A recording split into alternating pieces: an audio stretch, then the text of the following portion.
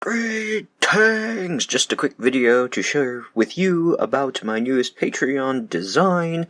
I figured you all would love to see what I've done. For this month, I had a request for spikes, so I decided to put that up together and be a little bit more festive and do this fantastical spiky heart. But I didn't just do it in the small spikes.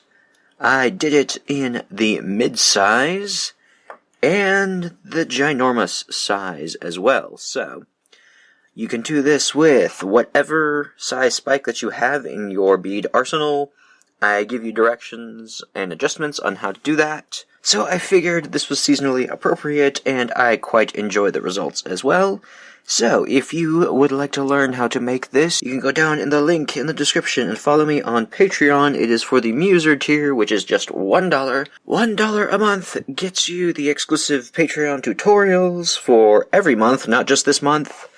So, yes, if you want to learn how to make this, check me out down below, and I hope to see you there. And I want to thank you to all of my supporters that are there. You all have been really helping me out, and I greatly appreciate it, getting through some harder times. And I am very glad that I have some awesome supporters out there.